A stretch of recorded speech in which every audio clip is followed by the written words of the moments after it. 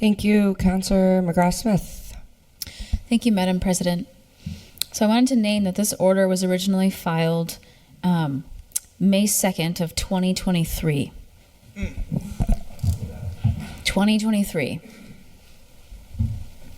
By our Director of HR, Human Resources, who wanted to share, we should be updating these. And here is a comparison between you and other towns, because councilors are starting to bring up their concerns that, one, we weren't seeing a lot of people interested in running for office, and also that, it was part of a wider concern. Look at all these positions we're having a hard time holding on to employees. There's a lot of turnover, and it's very expensive to retrain people, to find people, all of that. And there's just hidden costs every time we lose an employee. And so that was submitted. It was taken up in committee a year later, now in April 27th, 2024. And at that point, a number of counselors, again, these are procrastination, delay tactics, said, well, now the information seems old. Could you give us new information? I feel like we need updated information. That updated information was then found, was then re-brought to the committee. And we looked at it again November 13th of 2024. Sorry, we looked at it October 9th of 2024, then again in November 13th of 2024, and then we brought it up again June 16th, 2025. So it's not like this is coming up out of left field. And every time it's come up, the same counselors have aired a whole different slew of concerns. And they're different every time. But the concerns are still there. And the votes are still against it. I think it makes sense for, if you look at this, I think it freaks people out. I understand that. The numbers look really high. That's also because there's a big gap between where we are and where our surrounding towns are.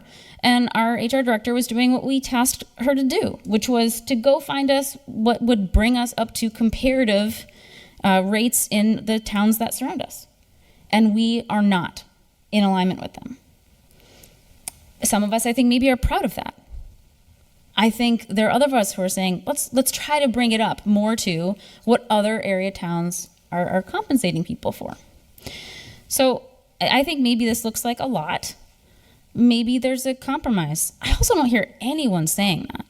People seem interested in saying, yes, 100%, let's go, or absolutely not, nothing. And for the folks who are saying no, I would love to hear what's your offer? What are you interested in doing? Do you want to keep things exactly as they are? Or are you looking at this and saying, you know what, it's reasonable. City Council President right now makes $1,000 more than what anyone else makes. It's insane, the amount of work that we're asking our City Council President to do for $1,000 a year. It is a thankless, very hard task. They represent us at every ceremonial thing. They take every call. They're answering every email. They're in lots of organizational meetings. I think that position deserves more than $1,000 more than the people who are sitting in this side of the dais. So maybe there's a compromise. Maybe we should be saying, well, let's do a $2,000 raise to the city council president, a $500 raise for city councilors. Maybe the mayor should have a $5,000 raise. I'm just not hearing any compromises. That doesn't seem in any way realistic to me. That's how most people operate. Oh, we're far away from where we should be. Let's take a step forward. And I don't hear that either. So that's why the committee moved it in the way that we did, because the feeling was that, at least from my perspective, it didn't matter what the numbers were. The answer would be no. So, okay, here's the numbers that were given to us. Here's what was proposed by the professional that we asked to do the research and bring the numbers to us.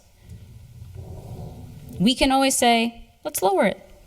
But I don't hear that either. I just hear no. Thank you.